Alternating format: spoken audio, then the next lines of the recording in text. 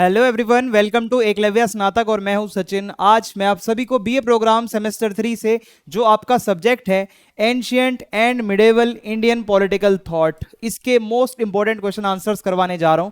अगर आपने अभी तक कुछ भी नहीं पढ़ा है तो आप अगर सिर्फ इतना करके जाते हो तो आपको बहुत हेल्प मिलेगी, आप बहुत अच्छा स्कोर कर सकते हो। हिंदी मीडियम में वीडियो है, इंग्लिश मीडियम में भी बहुत जल्द वीडियो आने वाली है। तो चलिए वीडियो को आगे बढ़ाते हैं। अगर आपकी कोई क्वेरी होती है तो आप इंस्टा पे मैसेज करके पूछ सकते हैं, यूजर नेम आप सभी के सामने दिया है।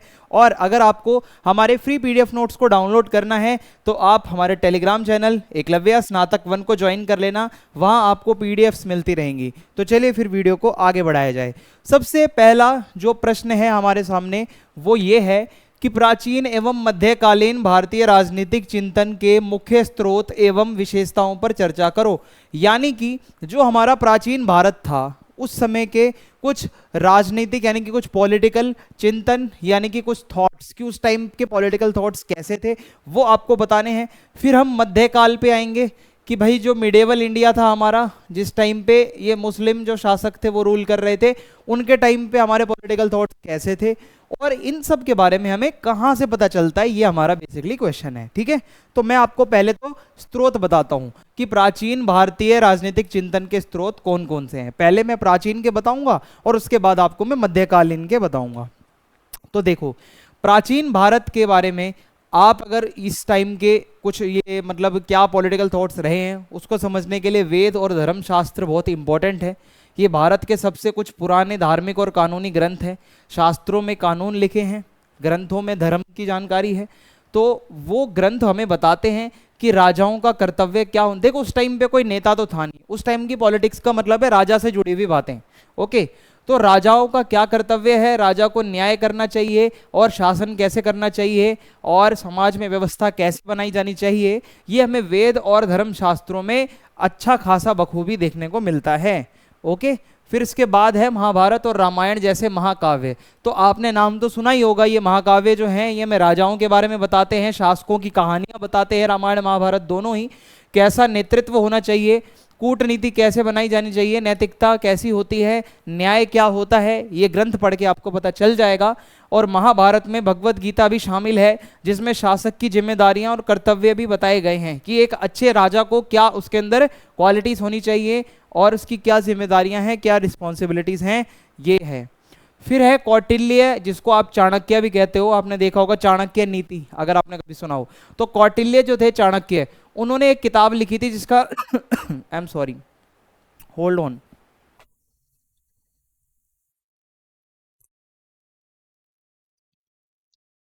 तो जो कौटिल्य थे उन्होंने एक किताब लिखी थी जिसका नाम था अर्थशास्त्र। तो इस किताब के अंदर प्राचीन भारत के शासन के बारे में लिखा है, राजनीति रणनीति के बारे में लिखा है, सैन्य रणनीति के बारे में लिखा है, सेनाओं को कैसे संभालना है, कानून के बारे में लिखा है, एक राजा को अच्छा शासन किस तरीके से करना चाहिए वो लिखा है। तो ये किताब भी काफी इंपॉर्टेंट हो जाती है।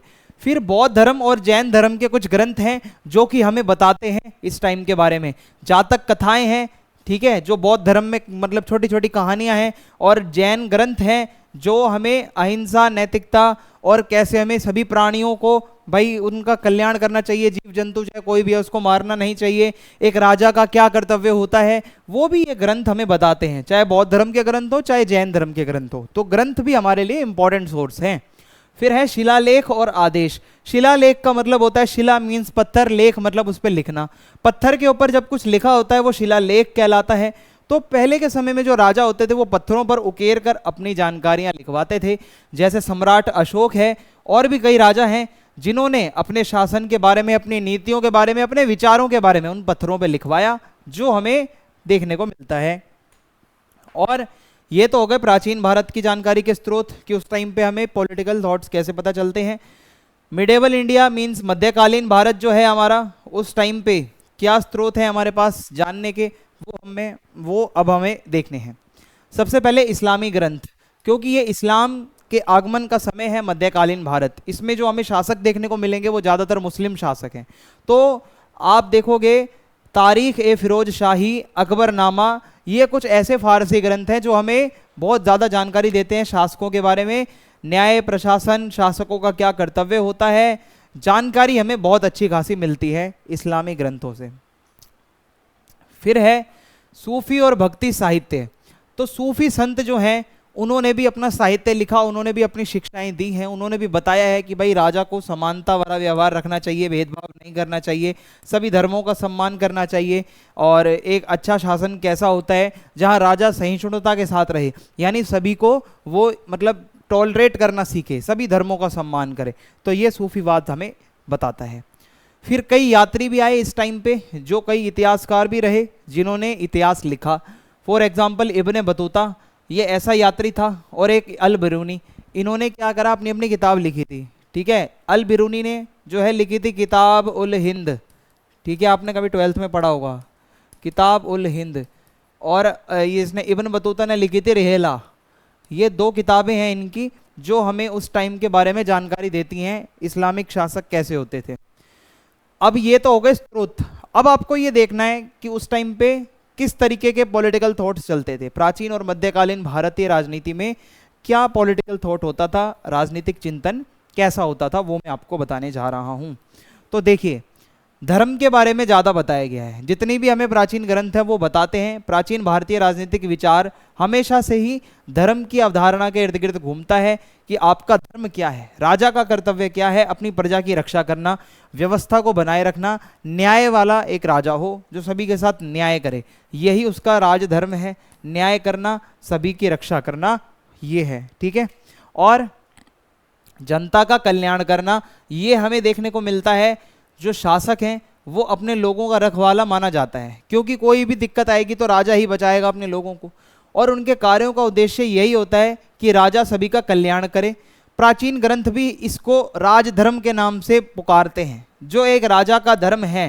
ठीक है, राजा का कर्तव्य है, उसको राजधर्म कहा गया है, जो कि ये कहता है कि भाई जनता की रक्षा करो, न्याय करो, और यही आपका राजधर्म कहता है। नियंत्रण और संतुलन के साथ केंद्रीकृत शक्ति।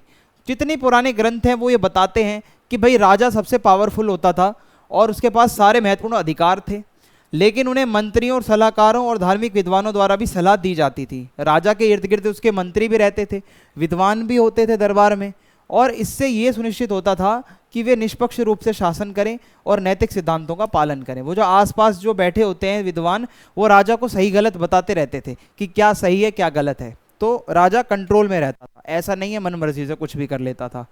फिर है यथार्थवाद और रणनीति। तो जो अर्थशास्त्र जैसे ग्रंथ हैं वो हमें ये बताते हैं कि भाई एक शासक को लोगों की भलाई के लिए लक्ष्य बनाना चाहिए, लेकिन उसे सत्ता बनाए रखने और राज्य की रक्षा करने के लिए चतुर और रणनीतिक भी होना चाहिए। भाई ज़्यादा अच्छे बन के मत रहो। चाणक्य ये कहते हैं अपना फायदा निकालो और चलते बनो, ज़्यादा अच्छे बनोगे तो पागल समझे जाओगे। तो चाणक्य का मानना था राजा को चतुर होना चाहिए, थोड़ा सा चंट होना चाहिए, भाई अपना फायदा निकलवाओ और चलो, लोगों को यूज़ करो, खासकर राजा जो है। धार्मिक और नैतिक आयाम के बारे में हमें पता चलता है प्राचीन और मध्यकालीन दोनों ही, अगर आप पॉलिटिकल थॉट्स को पढ़ोगे तो आपको देखने को मिलेगा, चाहे हिंदू, बौद्ध, जैन या इस्लामी शासक से न्यायपूर्ण, दयालु और नैतिक मूल्यों को बनाए रखने की अपेक्षा की जाती थी। हर कोई ये कहता था कि भाई जो राजा है, हिंदू राजा हो या फिर कोई भी शासक है, उसको सभी धर्मों का सम्मान करना चाहिए, और राजा जो है वो न्याय करे सबके साथ, राजा जो है वो दयालु होना चाहिए, यानी कि मतलब समझ रहे हो ना, दयालु मतलब दया की भावना रखे, कल्याण करे जनता का। तो ये हमें देखने को मिलता है। तो पहला प्रश्न हमारा समाप्त होता है, और इसी के साथ अब हमारा अगला प्रश्न है सामाजिक नियमों के बारे में मनु की समझ। मनु जो कि एक ऋषि रहे हैं, आप कह सकते हो मनु, जिन्होंने मनुस्मृति लिखी थी। तो मनु ने समाज के नियम क्या बताए हैं वो आपसे पूछा जा रहा है। तो मनु बहुत ही ज़्यादा जाने माने, आप कह सकते हो कि भाई ऋषि, विद्वान या फिर राजनीतिक चिंतक रहे हैं अपने समय के प्राचीन भारत के, जो कि किताब लिखते हैं और समाज के नियम बनाते हैं। आज हमारे देश में संविधान चलता है, लेकिन पहले के समय में हमारे देश और समाज में मनुस्मृति चलती थी और मनु ने ही उसमें नियम लिखे थे। वो नियम क्या है वो मैं आपको बताता हूँ। तो मनुस्मृति एक प्राचीन ग्रंथ है, बहुत पुराना, जो समाज के कानूनों के बारे में है कि समाज में क्या कानून किसके लिए होगा।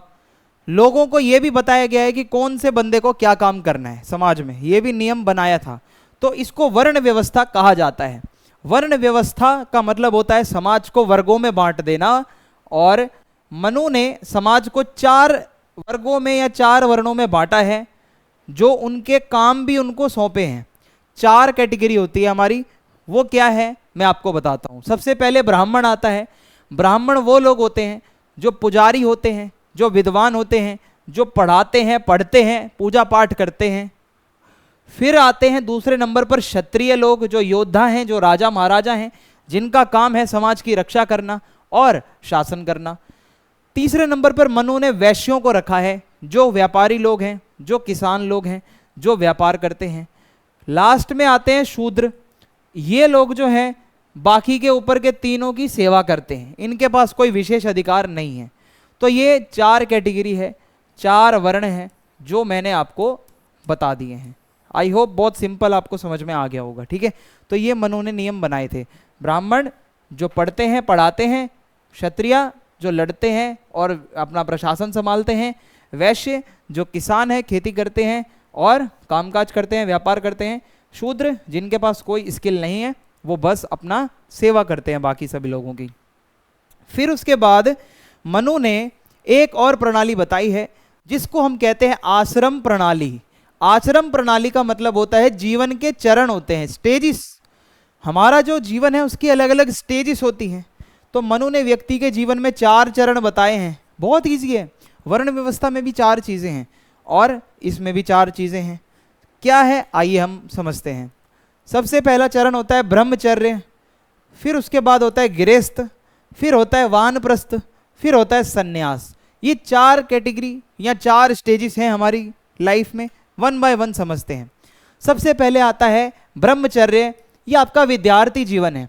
जब आप स्टूडेंट होते हो तो आपको सीखना होता है, ज्ञान अर्जित करना होता है, तो आपको ब्रह्मचर्य का पालन करवाया जाता है। ब्रह्मचर्य की स्टेज में आप होते हो। फिर आप अपना थोड़ा बड़े होते हो तो गृहस्थ जीवन में आते हो, आपका विवाह होता है, आपके ऊपर परिवार की जिम्मेदारियां आती हैं, आपको अपना रोजगार ढूंढना पड़ता है, कमाना पड़ता है। तीसरा जो स्टेज है वो है वानप्रस्थ, यानी कि सन्यासी जीवन। इसमें आप सांसारिक कर्तव्यों से धीरे धीरे दूर होने लगते हैं, स्पिरिचुअलिटी की तरफ जाने लगते हैं, आध्यात्म पर जाने लगते हैं। फिर चौथा जो स्टेज है वो है सन्यास। ये सबसे एंड का स्टेज है। आप पूरी तरीके से वैराग्य, यानी कि आप बैरागी हो जाते हो, किसी से कोई मतलब नहीं, कोई आपका भाई बंधु कुछ नहीं है। आप ईश्वर के उसमें भजन में अपने आप को खो देते हो और अब आप मुक्ति की तलाश करते हो। तो ये 4 स्टेजेस होते हैं। इसके अलावा हमें कुछ नैतिक कर्तव्य भी बताए गए हैं मनु के द्वारा, वो भी मैं आपको समझा देता हूँ। मनु ने सभी कार्यों के लिए मार्गदर्शक सिद्धांत के रूप में धर्म या नैतिक कर्तव्यों पर जोर दिया है। वो कहते हैं प्रत्येक व्यक्ति से यह अपेक्षा की जाती है कि वह अपने वर्ण और आश्रम जीवन के आधार पर अपने धर्म का पालन करे। धर्म के पालन का मतलब यही है भाई, जिस वर्ण में आप आते हो, ब्राह्मण, क्षत्रिय, वैश्य, शूद्र जो भी हो, उसके अंदर अपना बेस्ट दो, ठीक है, जितना दे सकते हो। आश्रम जीवन को भी फॉलो करो, जो जीवन के 4 चरण बताए हैं उन्होंने, ठीक है। चाहे ब्रह्मचर्य हो, गृहस्थ जीवन हो, वानप्रस्थ हो, सन्यास हो, चारों को आप अच्छे से फॉलो करोगे तो आपको मोक्ष की प्राप्ति होगी। इसमें एक संतुलित और नैतिक समाज बनाने के लिए विशिष्ट नियम और व्यवहारों का पालन करना शामिल है, जैसे ईमानदारी, दूसरों के प्रति सम्मान और आत्म अनुशासन। मनु कहते हैं आप ईमानदार बनो, आप दूसरों की रिस्पेक्ट करो और सेल्फ डिसिप्लिन बहुत ज़रूरी है। आप डिसिप्लिन में रहो, स्व अनुशासन, आत्म अनुशासन बहुत इंपॉर्टेंट है। फिर परिवार और विवाह के नियम भी मनु बताते हैं। मनु ने पारिवारिक रिश्तों के लिए भी कुछ नियम बताए हैं, जिनमें पुरुषों और महिलाओं की भूमिका बताई है उन्होंने। विवाह संबंधी रीति रिवाज लिखे हैं, शादी कितने प्रकार की होती है वो लिखे हैं। तो ये सब भी चीज़ें मनु ने अपनी किताब में मनुस्मृति के अंदर लिखी है। महिलाओं के बारे में मनु ने परिवार के ढांचे में, स्ट्रक्चर होता है जो एक फैमिली का, उसमें महिलाओं को सुरक्षात्मक भूमिका में रखा है तथा परिवार के पुरुष सदस्यों द्वारा सम्मान और देखभाल पर जोर दिया है कि जो महिला है उसका सम्मान होना चाहिए, उसकी रिस्पेक्ट करें जो घर के पुरुष हैं। हालांकि महिलाओं से आमतौर पर पुरुष परिवार के सदस्यों के अधिकार का पालन करने की अपेक्षा की जाती थी, यानी कि यही है, महिलाओं को बोला जाता था जो पुरुष कहते हैं उसका पालन करो। ये थोड़ा पैट्रियार्कल समाज था हमारा, पितृसत्तात्मक, तो इस वजह से ऐसा है। न्याय और सजा के बारे में भी मनुस्मृति में लिखा है। क्या लिखा है मैं आपको बताता हूँ। देखो, मनु एक निष्पक्ष और एक अनुशासित समाज में विश्वास करते थे। मनु का मानना था समाज जो है ना, उसमें बायसनेस नहीं होनी चाहिए, समाज के अंदर डिसिप्लिन होनी चाहिए, ताकि कानून अच्छे होंगे तो कोई अपराध नहीं करेगा। तो उन्होंने व्यवहार को सुधारने यानी कि अपना बिहेवियर ठीक करने और समाज की रक्षा करने के लिए दंड के बारे में बताया है। पनिशमेंट, कड़ा सा कड़ा पनिशमेंट हो ताकि न्याय मिल सके और आगे से कोई जुर्रत भी ना करे गलत कोई काम करने की।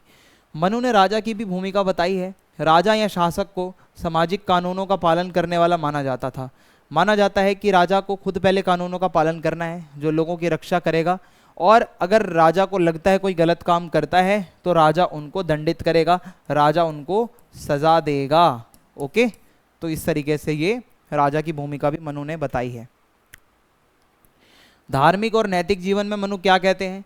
तो भाई मनु के नियमों में धार्मिक कर्तव्यों द्वारा निर्देशित जीवन पर जोर दिया गया है। लाइक आप प्रार्थना करो, आप अनुष्ठान करो, अपना जो बिहेवियर है वो थोड़ा नैतिक रखो, मोरालिटी रखो अपने अंदर, कि भाई आप दैनिक जीवन में थोड़ा आप अध्यात्म से जुड़े रहो। ठीक है, ऐसा मनु का मानना था।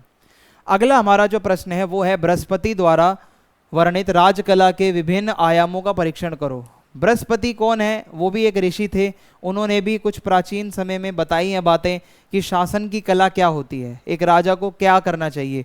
तो उनके जो विचार हैं बहुत ज़रूरी हैं हमें समझना कि वो उस समय में क्या बताते हैं हमें एक राजा के बारे में। तो आइए देखते हैं बृहस्पति का राजनीतिक चिंतन हमें क्या कहता है। और अगर आपसे एक छोटी सी रिक्वेस्ट है, अगर आपको हमारी वीडियोस पसंद आती है ना, तो यार आप कमेंट बॉक्स में फीडबैक क्यों नहीं लिखते? आपका मैंने नोटिस किया आप कमेंट बॉक्स में कुछ और ही सब्जेक्ट की डिमांड कर रहे होते हो कि वो बना दो। देखो हमें पता है कि आपको क्या चाहिए, वो आपको मिल जाएगा। हम जो वीडियोस लाते हैं उसके लिए आप फीडबैक ज़रूर लिखा करें। आपको लगता है कोई इंप्रूवमेंट की ज़रूरत है तो वो भी लिखें, आपको लगता है वीडियो अच्छी बनी है तो आप उस पर भी ज़रूर जोड़ दें। ये आपसे एक रिक्वेस्ट है, ठीक है? क्योंकि हमें बुरा लगता है जब हम देखते हैं फीडबैक आप नहीं देते हो और आप कुछ और मांग रहे होते हो। जब हम आपसे एक वीडियो बना के पूछेंगे ना आपको क्या क्या चाहिए, आप वहाँ कमेंट में लिख देना। वीडियो के कमेंट्स में आप सिर्फ इतना बताना फीडबैक आपका क्या रहा। ओके, अब हम देखेंगे बृहस्पति जी ने शक्ति और अधिकार के बारे में हमें क्या बताया है। ठीक है, आइए देखिए यहाँ पे शक्ति और नियंत्रण। तो बृहस्पति का मानना था कि एक राजा के लिए अपने राज्य को नियंत्रित करना और उसकी रक्षा करना, उसके लिए बहुत ज़रूरी है शक्ति हो उसके पास। अगर एक राजा को रक्षा करनी है अपने वहाँ पे तो उसके पास पावर होनी चाहिए। और बृहस्पति कहते हैं कि एक राजा को अधिकार बनाए रखने के लिए संसाधन चाहिए होते हैं, पैसा चाहिए होता है और एक सेना बहुत ज़्यादा इम्पोर्टेंट है। ये शक्ति होगी जब ही राजा अच्छा कंट्रोल बना पाएगा। नेतृत्व दृढ़ होना चाहिए। एक शासक के पास जो है भाई मतलब हमेशा वो एक दृढ़ नेतृत्व अपना रखे, दूसरों को उसकी शक्ति को चुनौती देने से रोकने के लिए उसे अपने निर्णयों में दृढ़ रहना चाहिए। जो डिसीजन है वो अच्छे से ले, ठीक है? डिसीजन मेकिंग पावर उसकी अच्छी होनी चाहिए। दृढ़ निश्चय कर लो, ये अगर डिसीजन लिया है तो डिसीजन पे रहो। कूटनीति, मित्र या मित्र और शत्रु नीतियां। अब देखो कूटनीति के बारे में मैं आपको कुछ बताता हूँ, इसमें क्या बताया गया है। सी, गठबंधन और शत्रु। बृहस्पति कहते हैं, बृहस्पति ने शासकों को मित्रों और शत्रुओं का सावधानी पूर्वक चयन करने की सलाह दी है। वो कहते हैं पहले भाई फोकस करो, ध्यान से समझो कौन आपका असली दोस्त है, कौन आपका शत्रु है। तो शक्तिशाली राज्यों के साथ गठबंधन बनाने से शासक की स्थिति मजबूत हो सकती है, जबकि शत्रुओं के साथ सतर्क रहने से अनावश्यक संघर्षों को रोका जा सकता है। मीन्स राजा को एक पावरफुल बंदे के साथ रहना चाहिए कि आप कल को अगर मुसीबत में फंसते हो तो कोई आपकी मदद करने के लिए तो आएगा। लचीली नीतियाँ। यहाँ बृहस्पति कहते हैं कि एक शासक को कूटनीति के प्रति अपना दृष्टिकोण जो है थोड़ा लचीला, थोड़ा फ्लेक्सिबल रखना चाहिए। कभी कभी अपने लक्ष्यों को प्राप्त करने और शक्ति संतुलन बनाए रखने के लिए जो है अनुनय, उपहार, यहाँ तक कि धोखे का उपयोग करना चाहिए। वो कहते हैं भाई वैरायटी रखो डिसीजंस में। कभी लगता है ना अपना लक्ष्य प्राप्त करने के लिए धोखा देना है किसी को तो धोखा भी दे दो, ऐसा वो कह रहे हैं राजा को कि थोड़ा ना फ्लेक्सिबल हो जाओ। ये मत सोचो जो एक बारी मान लिया तो मान ही लिया वही करूँगा, नो, फ्लेक्सिबिलिटी रखो, समय के अनुसार अपने आप को चेंज करो। फिर है रणनीति का उपयोग, चाणक्य और बृहस्पति का प्रभाव। इसका मतलब है यहाँ पे इन दोनों ऋषियों ने ना एक बात बताई है हमें, वो है साम दाम दंड भेद। बृहस्पति ने ये बोला है कि बृहस्पति ने प्रतिद्वंदियों या खतरों से निपटने के लिए 4 रणनीतियां बताई हैं, जो कि है साम दाम दंड भेद। अब ये क्या है 1 बाय 1 हम यहाँ पे देखेंगे, ठीक है? इसका मतलब अगर अपने शत्रुओं से निपटना है, साम का मतलब है तर्क और बातचीत के माध्यम से दूसरों को प्रभावित करना या समझाने की कोशिश करना। मान लो हमारा पड़ोसी पाकिस्तान ज़्यादा उछल कूद कर रहा है तो हम पहले साम का इस्तेमाल करेंगे, उससे बात करेंगे, उसको समझाएंगे। फिर आता है दाम, इसका मतलब है समर्थन या सहयोग जीतने के लिए पुरस्कार या प्रोत्साहन का उपयोग करना, कि आप अपने शत्रु को प्रोत्साहित करो, उससे भाई अच्छी बात करो, उसका समर्थन करने की कोशिश करो, फिर भी नहीं मानता तो दंड पे आ जाओ भाई। अब यहाँ पे दंड का मतलब है सेना, नियंत्रण बनाने के लिए आवश्यक होने पर बल या दंड का प्रयोग करो। आपने देख लिया साम दाम, आपने देखा भाई प्यार से नहीं मान रहा, उसको सपोर्ट कर रहे हो जब नहीं मान रहा, तो अब बारी आती है उसको सही से उसको भाई उसकी ठुकाई करो, ठीक है। तो ये है हमारा दंड वाला जो पॉइंट है। फिर है भेद, इसका मतलब होता है फूट डालो, यानी कि अगर आपको लगता है दुश्मन ज्यादा है तो दुश्मनों की एकता को कमजोर करो और उनके बीच में फूट डालो, दुश्मनों को तोड़ोगे तो वो कमजोर होंगे। तो साम दाम दंड भेद, ये 4 रणनीतियां बताई हैं बृहस्पति ने, आपको अच्छे से समझ आ गई होंगी। फिर आगे है यथार्थवाद और व्यावहारिकता, इसका मतलब है बृहस्पति ये कहते हैं कि भाई अक्सर वो शासकों को नैतिक सिद्धांतों पर पूरी तरह निर्भर रहने की बजाय चालाक रणनीतियों का उपयोग करने के लिए कहते हैं। भाई बृहस्पति ये कहते हैं ज्यादा क्यूटी पाई राजा मत बनो, कि आप प्यार प्यार में सब कर रहे हो, सबकी बातें मान रहे हो, नहीं, जरूरत पड़ने पर चालाक बनो, ठीक है, जरूरत पड़े तो चालाक बनो, ठीक है, इतना ज्यादा भोले भाले मत रहो, ये वो बताते हैं। फिर है कल्याण और संपत्ति, कल्याण और संपत्ति का मतलब क्या है ये भी मैं आपको बताता हूं, बृहस्पति ने इसके बारे में क्या लिखा है। तो बृहस्पति कहते हैं एक मजबूत राज्य के लिए धन और आर्थिक संसाधन बहुत जरूरी है। अगर आपको अपना साम्राज्य मजबूत रखना है तो बहुत जरूरी है कि आपके पास पैसा होना चाहिए, और उनका मानना था कि एक समृद्ध राज्य के पास अधिक शक्ति होगी, अगर पैसा ज्यादा है तो शक्ति ज्यादा होगी, सेना बेहतर होगी, सुरक्षा बेहतर होगी, तो ये चीज आप याद रखिएगा। फिर है लोगों का कल्याण, हालांकि सत्ता उनकी प्राथमिकता थी, भाई हाँ अपनी सत्ता को संभालो, पॉलिटिक्स में रहो, लेकिन उनका मानना है लोगों को भी सेटिस्फाई रखो, संतुष्ट रखो, उनका कल्याण करोगे तो भाई नागरिक भी वफादार रहेंगे, प्रजा वफादार रहेगी तो राजा को भी मदद मिलेगी, आगे चल के संकट के समय में लोग साथ खड़े रहेंगे, ठीक है। अब हम आगे बढ़ते हैं, गोपनीयता और खुफिया जानकारी। अब बृहस्पति ने कुछ प्राइवेसी वाली बातें भी बताई हैं। वो कहते हैं जासूसी के बारे में, बृहस्पति ने सूचना एकत्र करने के लिए जासूसों और मुखबिरों की एक कुशल प्रणाली की आवश्यकता पर प्रकाश डाला। ये मानते हैं आपके राजा के पास एक ऐसा जासूस होना चाहिए जो सारी खबरें लाकर दे, तो इससे शासक को आने वाले खतरों के बारे में जानकारी मिल जाएगी, जो जासूस होगा वो बताता रहेगा, ठीक है, और विश्वसनीय जासूस हो, ये नहीं झूठी खबर उठा के ला रहा है। गोपनीयता का मतलब है जो भी आप योजना बना रहे हो, रणनीति हैं, उसको प्राइवेट रखो, उसको किसी के साथ शेयर मत करो, ओके, क्योंकि बहुत अधिक जानकारी भी प्रकट करने से आप कमजोर हो सकते हो, आपके प्लान्स पता चल जाएंगे तो सामने वाला उसके अकॉर्डिंग तैयारी करके आएगा। कानून और न्याय पर बृहस्पति ने क्या बोला है, अब मैं वो भी आपको बता देता हूं। तो व्यवस्था बनाए रखना, बृहस्पति ने बोला है कि एक शासक को समाज में व्यवस्था बनाए रखने के लिए सख्त कानून बनाने चाहिए, कि कोई भी गलत काम करे तुरंत उसको दंड मिले, लोगों को सुरक्षित महसूस होना चाहिए, सिक्योर, ठीक है, राजा ऐसा हो जो गलत काम हो रहा है तो उसको भुगतना पड़े परिणाम वहीं पे। निष्पक्ष और अनुशासन, न्याय, हमेशा राजा न्याय करे, पक्षपात ना करे, सभी के अधिकारों का राजा सम्मान करे, यही वो बताते हैं। अब हमारा अगला प्रश्न है जो आपकी स्क्रीन के सामने, आप पहले पढ़िए इसे। प्रश्न ये कहता है शुक्र नीति में राजत्व और राज्य कला की अवधारणा का आलोचनात्मक विश्लेषण करें। शुक्राचार्य क्या बताते हैं राजकला के बारे में, वो अब मैं आपको बताने जा रहा हूं। शुक्र नीति जो है वो ऋषि शुक्राचार्य द्वारा लिखी गई है। ऋषि शुक्राचार्य क्या मानते हैं अपने इस ग्रंथ में, वो बताते हैं कि राजा को क्या करना चाहिए, कैसा शासन होना चाहिए। तो आइए समझते हैं। तो ऋषि शुक्राचार्य के बारे में अब हम समझने जा रहे हैं। बहुत प्राचीन ऋषि हैं यार ये सारे, जो भी आप पढ़ रहे हो, मनो ऋषि हो गए, बृहस्पति हो गए, शुक्राचार्य हो गए, इन लोगों ने अपने समय में इतना कुछ लिख दिया कि उससे लोगों का बहुत फायदा हुआ, राजाओं का, उनको गाइडेंस मिलती थी प्रॉपर कि भाई हाँ ये ऋषि बता रहा है तो सही ही बता रहा होगा। तो शुक्राचार्य कहते हैं रक्षक है जो राजा है, शुक्र नीति में राजा को अपनी प्रजा का रक्षक माना गया है, प्रोटेक्टर। एक अच्छा राजा न्यायप्रिय होता है, न्याय करता है, दयालु होता है, नागरिकों का कल्याण करता है, डेडिकेटेड रहता है, ऐसा वो कहते हैं। फिर है ताकत, इसमें ये बोला जाता है कि शासक का मुख्य कर्तव्य है अपने लोगों की भलाई करना, जो उसकी जिम्मेदारी है, और अपना नेतृत्व वो अच्छा रखे।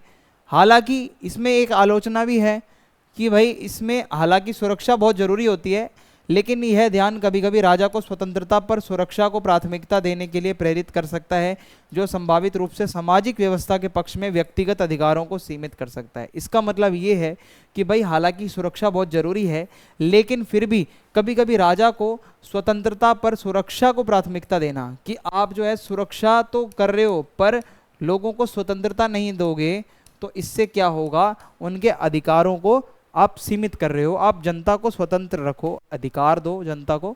नैतिक और नैतिक आचरण, इसका मतलब है कि पाठ में इस बात पर भी जोर दिया गया है कि राजा को अपना जो है वफादारी, ईमानदारी, दयालु, ये ना कुछ वैल्यूज होते हैं हमारी ह्यूमन वैल्यूज, उनको अच्छे से फॉलो करना चाहिए। एक आदर्शवादी राजा होना चाहिए, ऐसा ज़्यादा चतुरचंट नहीं होना चाहिए।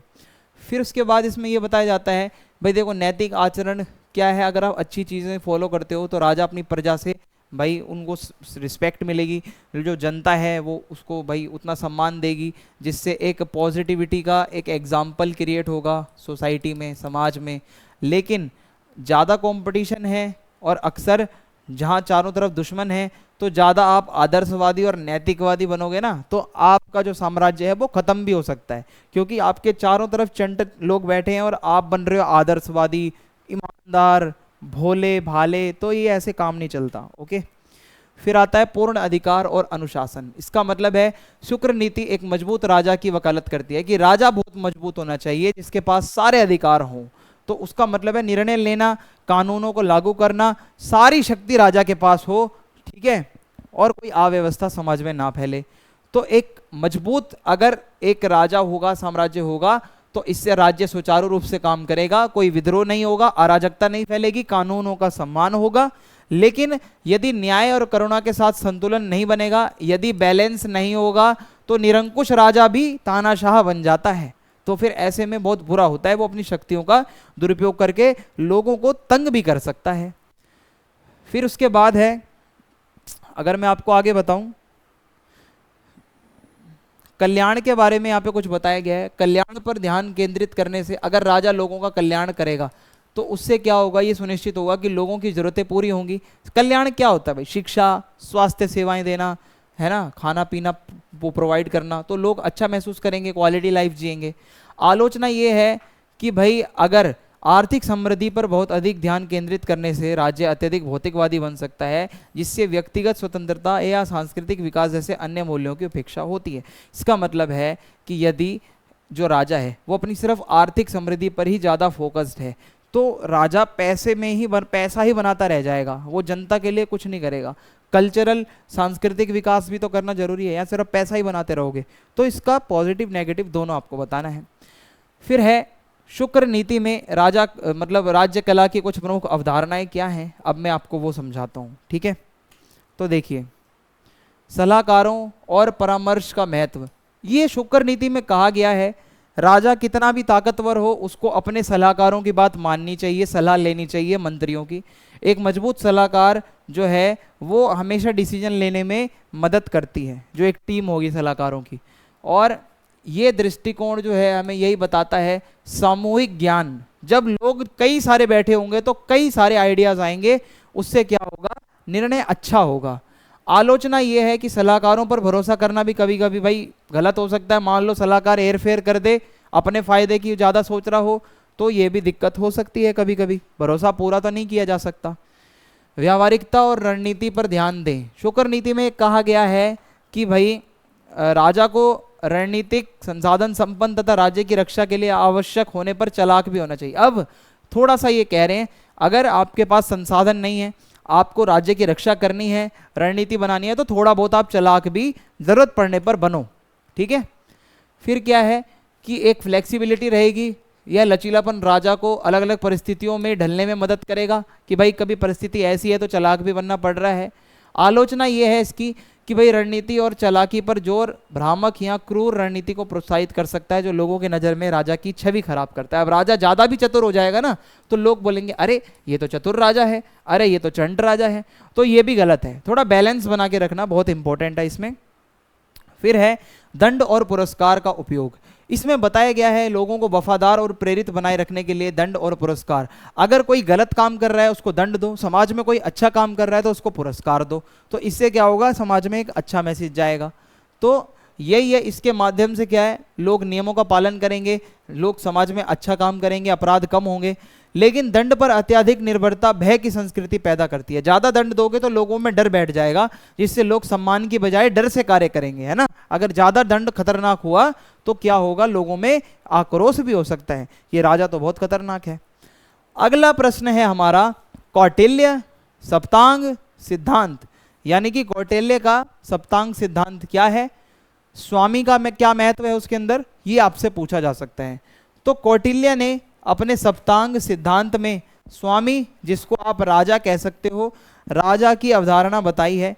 कौटिल्य ने बताया है अपनी बुक अर्थशास्त्र में कि एक राजा को अच्छे से सफल राज्य बनाने के लिए क्या करना चाहिए।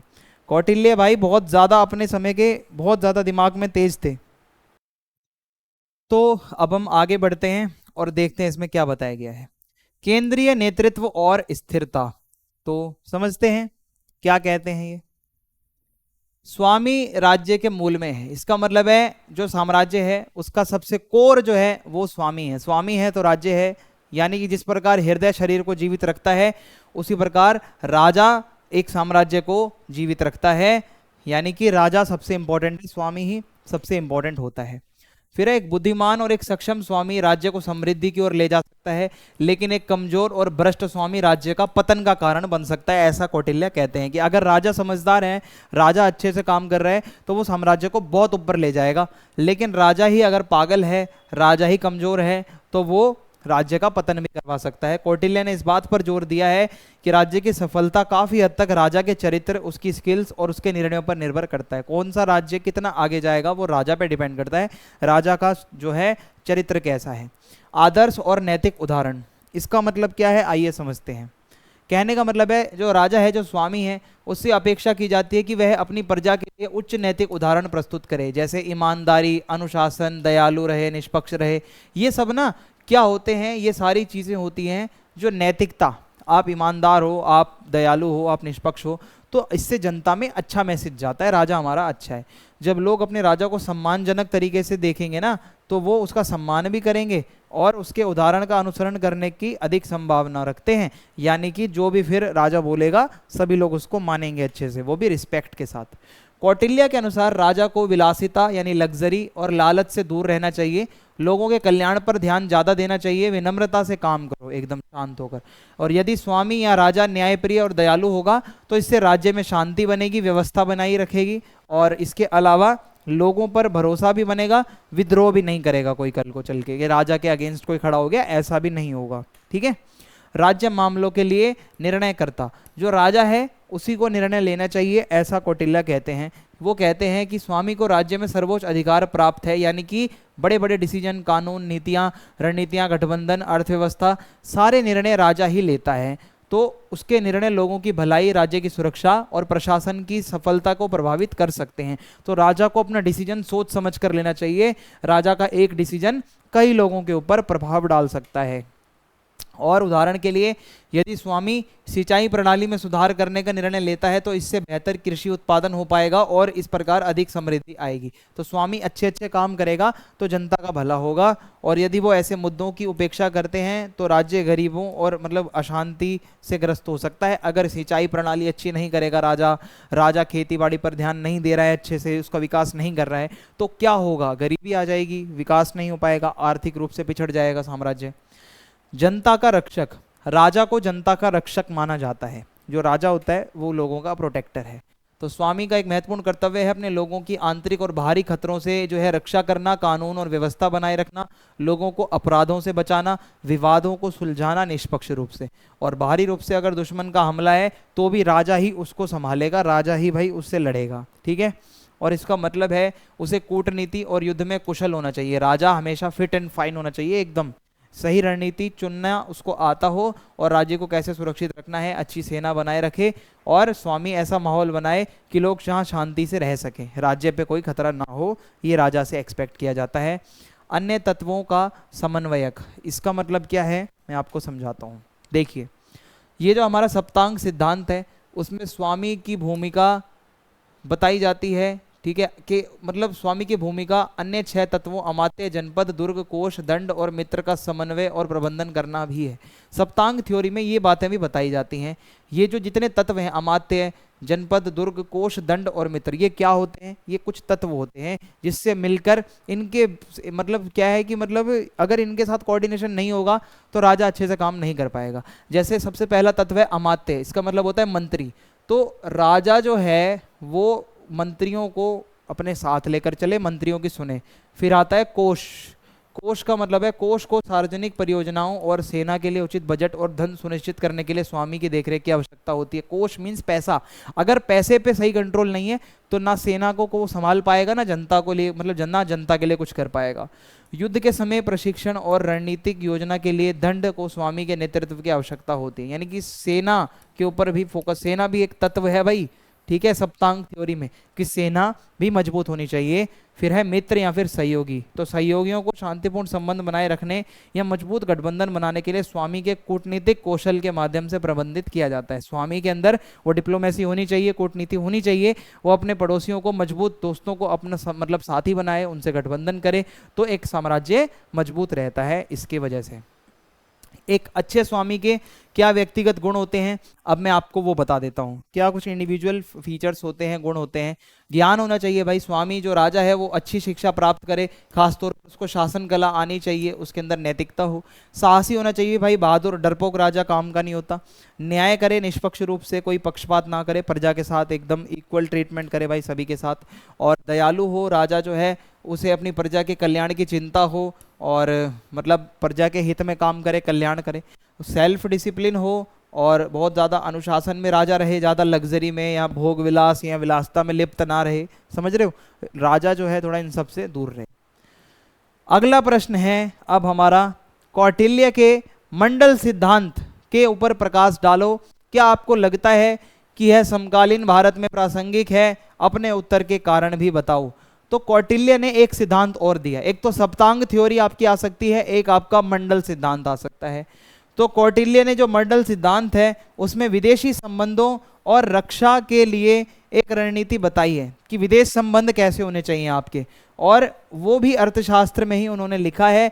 और इस सिद्धांत के अनुसार हर राज्य को अपने पड़ोसी राज्यों के बारे में पता होना चाहिए। आपको बाहरी देशों से, विदेशों से संबंध कैसे रखने हैं उसके पहले आप अपने पड़ोसियों पर नजर डालो और अपने पड़ोसियों के इरादे को समझो कि आपके पड़ोसी का क्या इरादा है। जैसे कि फिर अगेन हम कौटिल्य की इस थ्योरी को समझेंगे।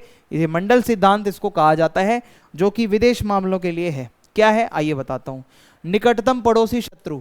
तो कौटिल्य के अनुसार पड़ोसी राज्य स्वाभाविक प्रतिस्पर्धी होते हैं। स्वभाव होता है, नेचुरल होता है कि जो आपका पड़ोसी होगा वो आपसे कंपटीशन करेगा ही करेगा, क्योंकि वो सीमा साझा करते हैं। मींस मान लो ये पाकिस्तान है, बांग्लादेश है, दोनों सीमा साझा करते हैं। सीमा मींस बॉर्डर टच होता है, इसलिए वे संसाधन, भूमि और प्रभाव के लिए प्रतिस्पर्धा करेंगे। वो बिल्कुल कंपटीशन करेंगे कि हम आगे निकल जाएं, जिससे क्या होगा, खतरा हो सकता है। आपको नजर रखो कौन आपसे कंपटीशन कर रहा है। सहयोगी के रूप में द्वितीय चक्र के राज्य, इसका मतलब है किसी भी तात्कालिक शत्रु के इर्द गिर्द के राज्यों को सहयोगी माना जा सकता है। यानी कि जो शत्रु है, मान लो पाकिस्तान, उसके इर्द गिर्द के जो देश होंगे वो क्या है, उसके सहयोगी हैं, क्योंकि वे भी अपने निकटतम पड़ोसी को संभावित खतरे के रूप में देखते हैं। तो इस तरीके से राज्यों की दूसरी परत तात्कालिक पड़ोसियों से होने वाले खतरे का प्रतिकार करने के लिए एक सहायता प्रणाली बन जाती है। तो कभी कभी आप अगर मान लो जो आपका पड़ोसी है, उसका जो पड़ोसी है उसके साथ आप अपना दोस्ती बनाओगे ना, तो क्या होगा, आप इससे बचे रहोगे, क्योंकि इन दोनों में भी कंपटीशन चल रहा होगा। ठीक है, तो ये बताया जाता है। मित्र और शत्रु गठबंधन। कौटिल्य क्या कहते हैं कि राज्यों को साझा हितों और खतरों के आधार पर गठबंधन बनाना चाहिए, ना कि केवल भौगोलिक निकटता के आधार पर। आप अगर यहाँ भौगोलिक रूप से तो पास हो, पर आपके हित पूरे नहीं हो रहे तो कोई फायदा नहीं है ऐसा गठबंधन बना के। बेशक से दूर का गठबंधन बनाओ, बेशक अमेरिका को दोस्त बनाओ, लेकिन ऐसा दोस्त हो जो काम तो आए। इसका मतलब है अगर किसी राज्य को सुरक्षा की दृष्टि से लाभ होता है या दुश्मनों के खिलाफ उसकी स्थिति मजबूत होती है, तो उसे दूसरे राज्यों के साथ भी गठबंधन करने चाहिए, ना कि केवल पड़ोसियों के साथ। आप थोड़ा दूर की भी दोस्ती बना सकते हो, ऐसा इसमें वो कहते हैं। फिर है कौटिल्य ने अपने मंडल सिद्धांत के भीतर 6 तरीके बताए हैं। सबसे पहला होता है संधि यानी कि शांति स्थापित करना, दूसरा है विग्रह यानी कि युद्ध छेड़ देना, तीसरा है आसन यानी कि तटस्थ रहना, दूर रहना लड़ाई झगड़े से, चौथा है यान यानी कि युद्ध की तैयारी करना, फिर है संसार्य यानी गठबंधन बनाना, फिर है द्वैधी भाव यानी कि दोहरी नीतियां, दोनों पक्षों से मित्रता कर लेना। अब इसका मीनिंग क्या है वो हम आगे समझेंगे। आगे है समकालीन भारत में मंडल सिद्धांत की प्रासंगिकता। अब ये जो पीछे मैंने आपको समझाया है कि कैसे मित्र किसको बनाना है, दुश्मन हमारा कौन है, ये आज के समय में भारत के ऊपर कैसे अप्लाई होता है, ये अगर आपसे पूछे तो आप क्या लिखोगे।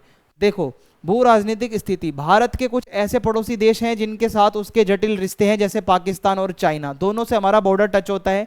तो होता क्या है, कौटिल्य का यह विचार कि पड़ोसी देश संभवतः प्रतिद्वंदी होंगे, आज भी लागू होता है ना। सही बोला है ना कौटिल्य ने, जो आपका पड़ोसी होगा वो पक्का आपका कॉम्पिटिटर बनेगा। तो ऐसा है तो सही भाई, पाकिस्तान चाइना दोनों हमारे कॉम्पिटिटर हैं, ठीक है, दोनों हमसे मतलब दोनों से हमें खतरा है। फिर है गठबंधन और साझेदारी। तो निकटतम पड़ोसियों से परे राज्यों के साथ गठबंधन बनाने के कौटिल्य के दृष्टिकोण का अनुसरण करते हुए भारत ने संयुक्त राज्य अमेरिका, जापान और ऑस्ट्रेलिया जैसे देशों के साथ मजबूत संबंध बनाए हैं। ये भी हमने पढ़ा था ना पीछे। कौटिल्य कहते हैं बिल्कुल पड़ोसियों को भी दोस्त मत बनाओ, अगर लगता है पड़ोसी नहीं अच्छा है, दूर के देश से कोई फायदा है तो दूर वाले को दोस्त बना लो, बेशक जरूरी नहीं है आप पड़ोसियों को ही दोस्त बनाओ। तो इसका सिंपल आपको एग्जाम्पल यही है भाई, अमेरिका, जापान, ऑस्ट्रेलिया, इनके साथ भारत अच्छा दोस्त है, पाकिस्तान के साथ नहीं है। तो ये भी यहाँ पे फॉलो हो रहा है। कूटनीतिक लचीलापन, कौटिल्य ने जो 6 बातें बताई हैं, संधि वगैरह, युद्ध के लिए तैयार रहना, ये वो आज भी लागू होती है, क्योंकि प्रतिद्वंदी यानी कॉम्पिटिटिंग देशों के साथ बातचीत करते हुए भारत अपनी संधि वगैरह भी करता है, ऐसा नहीं है सीधा लड़ता है। और भारत अंतर्राष्ट्रीय गठबंधन बनाने में भी विश्वास रखता है। भारत तटस्थता में भी, आपको एग्जाम्पल के लिए बताऊं, शीत युद्ध के टाइम पे भारत ना तो अमेरिका के साथ था ना सोवियत संघ के साथ था, भारत बिल्कुल लड़ाई झगड़े से दूर रहता है। तो ये भी इसमें रेलेवेंट है, प्रासंगिक है। मंडल सिद्धांत जो बताया है, अब इसमें कुछ कमियां हैं, अब वो कमियां क्या है उस पर डिस्कस कर लेते हैं। कुछ इसकी सीमाएं हैं, कुछ कमियां हैं। तो सबसे पहला है वैश्वीकरण। वैश्वीकरण की वजह से क्या हुआ है, आधुनिक अंतर्राष्ट्रीय संबंध वैश्विक अंतर्निर्भरता से प्रभावित है। आज की डेट में हर कोई एक दूसरे के ऊपर निर्भर है और देश आर्थिक रूप से जुड़े हुए हैं, इसलिए दुश्मन का दुश्मन दोस्त होता है का सिद्धांत हमेशा लागू नहीं होता। जरूरी नहीं है हमेशा दुश्मन का दुश्मन आपका दोस्त हो। आज की डेट में हर कोई पैसे से फायदा देखता है अपना।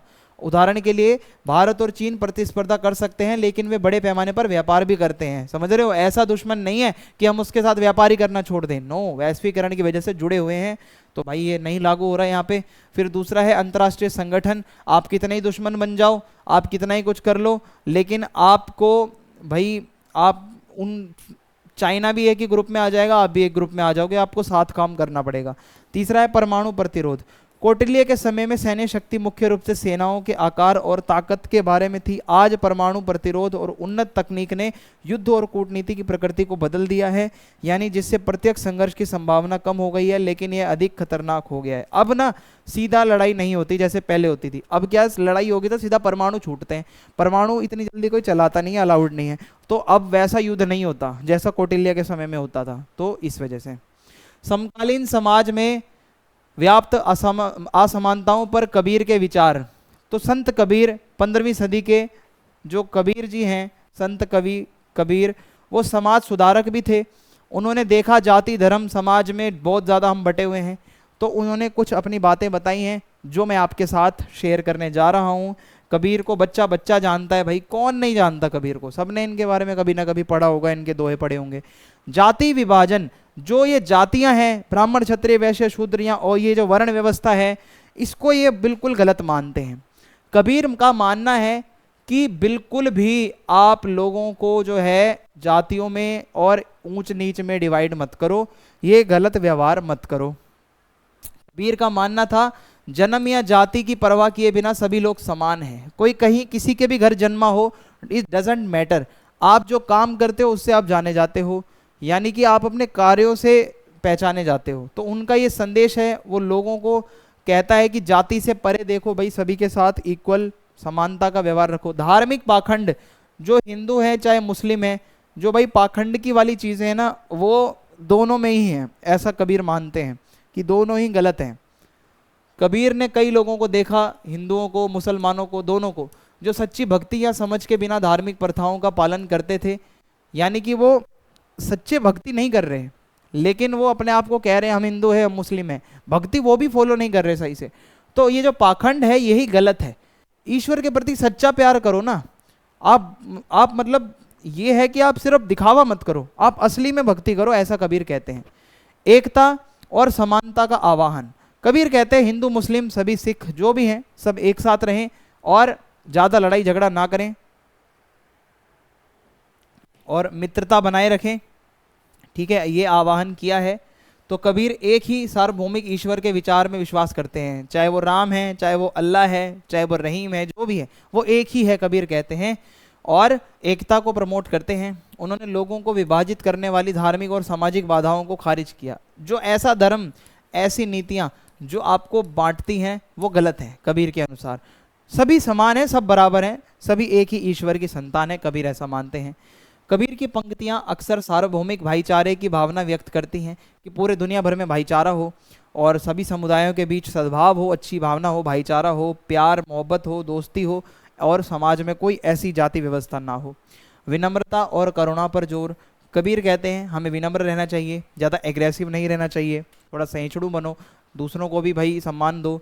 कबीर ने बोला है विनम्रता, करुणा और दयालुता आपके अंदर होनी चाहिए। उनका मानना था कि ये गुण आपको सोसाइटी में बहुत इज्जत देंगे आप अगर ऐसे रहते हो, और पैसा हो ना हो पर ये 2-3 चीज़ें होनी चाहिए आपके पास, ठीक है।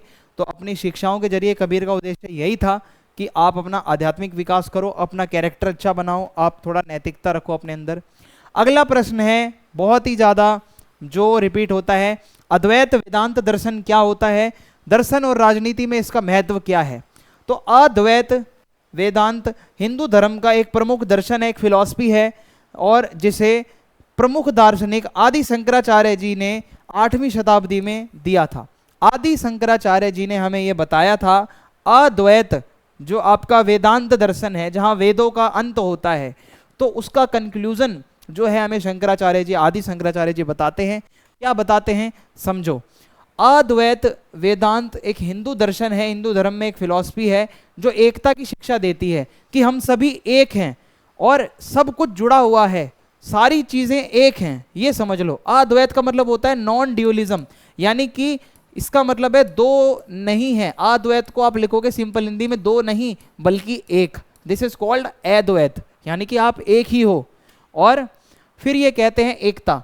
तो अद्वैत का अर्थ होता है गैर द्वैत, यानी कि जिसका अर्थ है दो नहीं बल्कि एक ही है। दुनिया में जो भी चीजें हैं जो हमें लगता है अलग अलग है, बट वो अलग अलग नहीं है, वो एक ही है।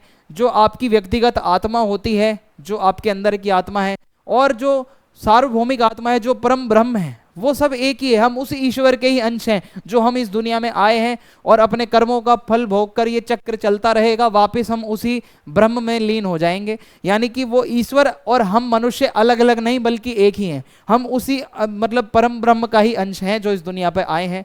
और ये आपको जो दिख रहा है आपके चारों ओर, ये लंबा आदमी है, ये छोटा है, ये गोरा है, ये काला है, ये आपका भ्रम है। ये सिर्फ एक इल्यूजन है, ये माया है जो आपको दिख रही है। ये भ्रम हमें ये विश्वास दिलाता है कि हम सभी एक दूसरे से अलग हैं, बट आप अगर फोकस करो हम सभी एक ही हैं।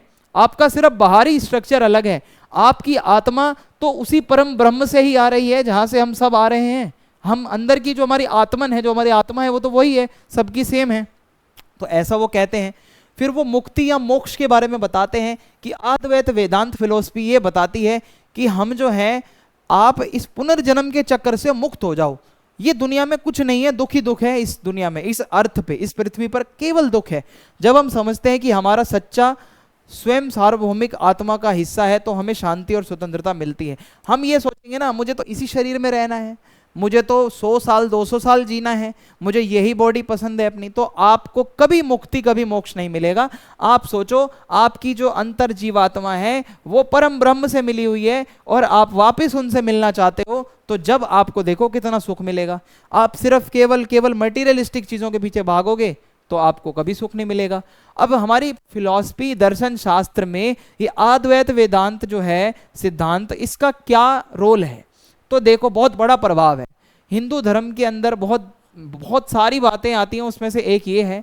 तो इसने बहुत सारी हिंदू मान्यताओं और प्रथाओं को भी आकार दिया है। हमारी बहुत सी ऐसी मान्यताएं हैं जो इससे प्रभावित हैं हिंदुओं की, और हमें ये एकता सिखाता है, समानता सिखाता है। अद्वैत वेदांत दर्शन यही कहता है हम सब एक हैं, हमें जाति पाति में खुद को नहीं बांटना चाहिए, हम सभी एक ही वास्तविकता का हिस्सा हैं, और वो वास्तविकता है परम ब्रह्म, वो परम ब्रह्म का ही हम हिस्सा हैं। ये आप वास्तविकता को मान लो तो सब प्रॉब्लम ही सॉल्व है।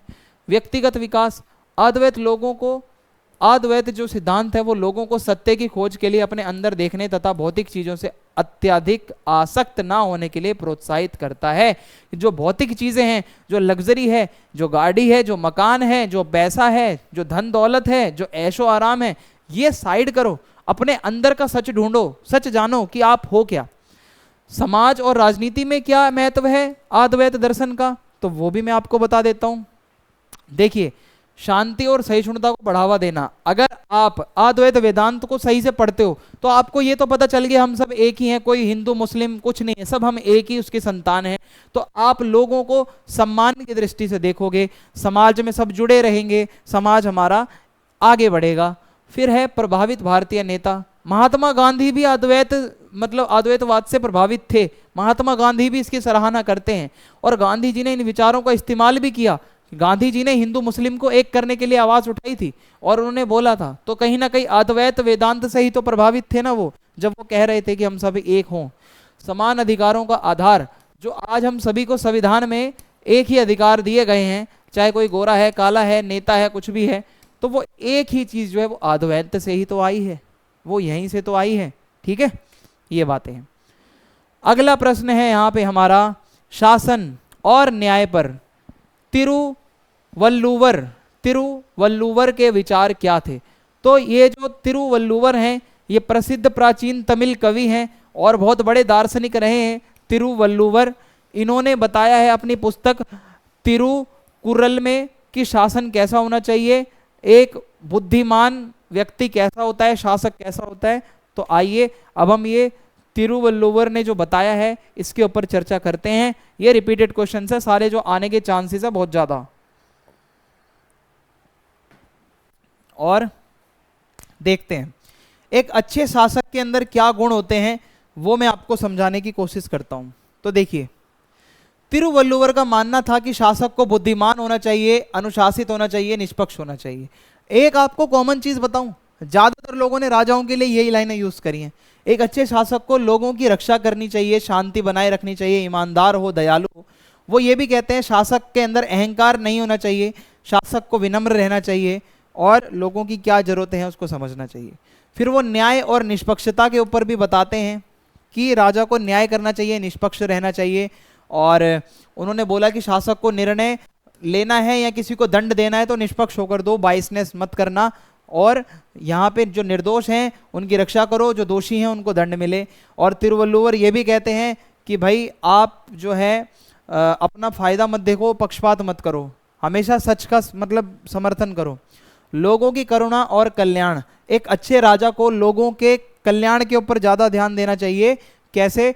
तिरुवल्लुवर ये कहते हैं कि शासक को अपने लोगों की भलाई के बारे में गहराई से सोचना चाहिए, बैठ के आराम से, कि मेरे लोगों की नीड क्या है और गरीबी कैसे खत्म हो, संसाधन कैसे आएंगे, समाज कैसे सुरक्षित रहेगा। तो उनका मानना था कि शासक की सफलता लोगों की खुशी और समृद्धि से मापी जाती है। अगर लोग खुश हैं तो समझ लो शासक ने अच्छा काम किया है, अगर लोग दुखी हैं तो समझ लो राजा खराब है। तो कानून और व्यवस्था पे भी यहाँ पे इन्होंने तिरुवल्लुवर ने बताया है। क्या बताया है? तिरुवल्लुवर के अनुसार एक अच्छी सरकार हमेशा एक सख्त कानून बनाए ताकि लोग जो है समाज में कानूनों को समझें और डरें, लोगों में एक डर हो और लोगों का कानून पे विश्वास बना रहे, क्राइम वगैरह ना हो समाज में। भ्रष्टाचार से बचना, तिरुवल्लुवर कहते हैं एक अच्छे राजा को भ्रष्टाचार नहीं करना चाहिए, कभी भी आचरण अच्छा रखो अपना। तिरुवल्लुवर ने शासकों को लालच और भ्रष्टाचार से दूर रहने की चेतावनी दी है, और कोई रिश्वत मत लो, अपना फायदा, लोभ लालच से दूर रहो, ये सब मत करो। ठीक है, अगला हमारा जो प्रश्न है वो है लोकतंत्र और राज्य प्रशासन पर बासवन्ना ने क्या बताया। ये हमारा आखिरी प्रश्न होने वाला है। बासवन्ना जो कि एक बहुत बड़े फिलोसफर हैं, कर्नाटक से बिलोंग करते हैं, 12वीं सदी के हैं। ठीक है, इन्होंने समाज सुधारक का रोल भी अदा किया है, समाज में कुछ बुराइयां थी तो उसके लिए भी इन्होंने आवाज उठाई है। तो बासवन्ना ने क्या बताया है, आइए समझते हैं। तो ये बासवन्ना है, आपने कभी हिस्ट्री पढ़ी हो क्लास 12th में तो बासवन्ना का नाम उधर भी आता है। ठीक है, तो बासवन्ना के बारे में अब मैं आपको पढ़ाने जा रहा हूं कि इन्होंने क्या बताया। समानता और सामाजिक न्याय। बासवन्ना ये मानते हैं कि समाज में समानता होना बहुत ज़्यादा इंपॉर्टेंट है। सबसे पहले है कि बासवन्ना ने समानता को बढ़ावा दिया और जाति, धन और सामाजिक स्थिति की परवाह किए बिना सभी व्यक्तियों को बराबर समझा। ये कहते हैं किसी की कोई जाति हो, किसी की कोई भाई आर्थिक स्थिति हो या सामाजिक स्थिति हो, उसको बराबर समझो। उन्हें लगा कि सभी को समान अधिकार मिलने चाहिए, सरकार उनका मतलब अच्छे से कल्याण करे, समानता पर फोकस हो। और इससे क्या है, ये एक लोकतंत्र का आदर्श है। समानता, अधिकार, ये लोकतंत्र की ही चीज़ें हैं। तो इससे क्या होगा, समाज अच्छे से आगे बढ़ेगा। सभी की आवाज़ों को राजा को सुनना चाहिए। लेकिन हालांकि बासवन्ना के विचार सामाजिक न्याय का समर्थन करते थे, लेकिन एक गहरे पदानुक्रमित समाज में ऐसी समानता को लागू करना चुनौतीपूर्ण था। समाज में तो पदानुक्रम बना हुआ था, हायरार्की बनी हुई थी, ब्राह्मण, क्षत्रिय, वैश्य, शूद्र।